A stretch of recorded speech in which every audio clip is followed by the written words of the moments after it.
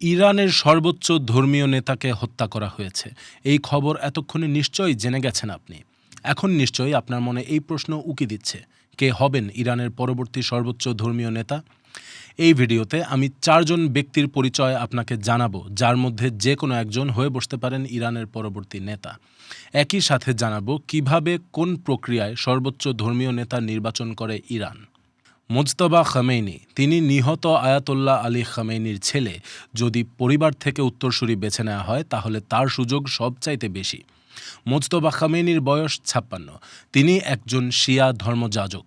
তবে আশঙ্কা আছে নিহত আলী খামেনির সমর্থকরা পারিবারিক সূত্রে ক্ষমতা হস্তান্তর সমর্থন করেন না। ইরানে এভাবে উত্তরসূরি বেছে নেওয়াকে অনেকেই ইসলামের পরিপন্থী মনে করেন। সেটা মুজতবার ক্ষেত্রে এই পদ পেতে একটা বাধা হয়ে দাঁড়াতে পারে। তাছাড়া মুজতবা উচ্চপদস্থ কেউ নন। ইরানের রাষ্ট্রযন্ত্রেও তার কোনো আনুষ্ঠানিক পদ নেই। এটাও মুজতবার সর্বোচ্চ নেতা হবার পেছনে একটা বাধা। সর্বোচ্চ নেতার পদের জন্য আরেকজন সম্ভাব্য ব্যক্তি মনে করা হচ্ছে আলী রেজা আরাফিকে, বিশেষজ্ঞ পরিষদের ডেপুটি চেয়ারম্যান এবং গার্ডিয়ান কাউন্সিলের সাবেক সদস্য। তিনি একজন প্রতিষ্ঠিত ধর্মীয় নেতা। বিশ্লেষকদের বর্ণনায় আমলাতান্ত্রিক দক্ষতার কারণে আরাফির উপর খুব আস্থা ছিল খামেনির। এরপর যার নাম আলোচনায় আছে তার নাম মেহদি মিরবাঘেরি। তিনি ইরানের ইসলামিক সায়েন্সেস একাডেমির প্রধান। বিশেষজ্ঞ পরিষদের সবচেয়ে রক্ষণশীল এবং পশ্চিম বিরোধী সদস্যদের একজন মেহদি সর্বোচ্চ নেতা হতে পারেন বলে মনে করছেন অনেকে। চতুর্থ ব্যক্তিটি হচ্ছেন হাসান খোমেনি। তিনি ইরানে ইসলামিক প্রজাতন্ত্রের প্রতিষ্ঠাতা আয়াতুল্লাহ রুহুল্লাহ খোমেনির নাতি।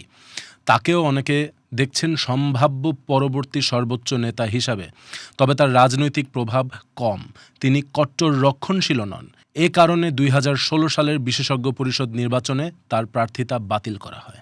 এর আগে একবারই মোটে ইরানের সর্বোচ্চ নেতার পদে পরিবর্তন এসেছে।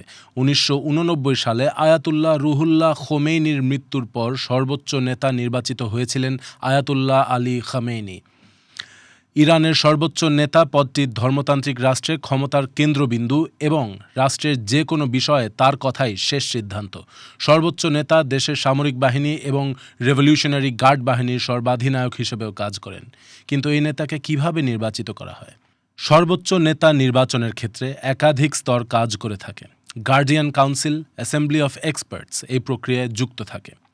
১২ সদস্য বিশিষ্ট গার্ডিয়ান কাউন্সিলের কাজ মূলত ইরানের রাজনৈতিক ও আইনি ব্যবস্থার সঙ্গে দেশের সংবিধান ও শরিয়া আইনের সামঞ্জস্যতা বজায় রাখা।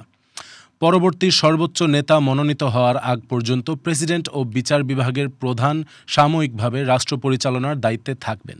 ইরানের সংবিধান অনুযায়ী সর্বোচ্চ নেতা নির্বাচন করবে অ্যাসেম্বলি অফ এক্সপার্টস বা বিশেষজ্ঞ পরিষদ নামক ৮৮ সদস্য বিশিষ্ট প্যানেল। তাদের বাছাই প্রক্রিয়ার সঙ্গে যুক্ত থাকবে গার্ডিয়ান কাউন্সিল। বিশেষজ্ঞ পরিষদ মূলত শিয়া ধর্মযাজকদের দ্বারা গঠিত। এই যাজকদের ৮ বছর পর পর নির্বাচনের মাধ্যমে মনোনীত করা হয়। নির্বাচনে তাদের প্রার্থিতা অনুমোদন কিংবা খারিজ করার দায়িত্বে থাকে গার্ডিয়ান কাউন্সিল। সর্বোচ্চ নেতা বাছাইয়ের প্রক্রিয়া হয় অত্যন্ত গোপনে, যে কারণে কোন ব্যক্তিরা সর্বোচ্চ পদের জন্য পরিষদের সদস্যদের বিবেচনায় থাকতে পারে তা অনুমান করা কঠিন।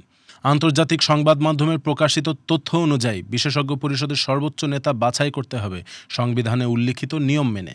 নেতাকে হতে হবে রাজনৈতিক দক্ষতা সম্পন্ন পুরুষ ধর্মযাজক, যিনি ইসলামী রাষ্ট্রের প্রতি অনুগত। ইরানের সাবেক প্রেসিডেন্ট ইব্রাহিম রাইসি ২০২৪ সালের মে মাসে হেলিকপ্টার দুর্ঘটনায় নিহত হওয়ার আগ পর্যন্ত তাকেই মনে করা হতো খামেনির উত্তরসূরি।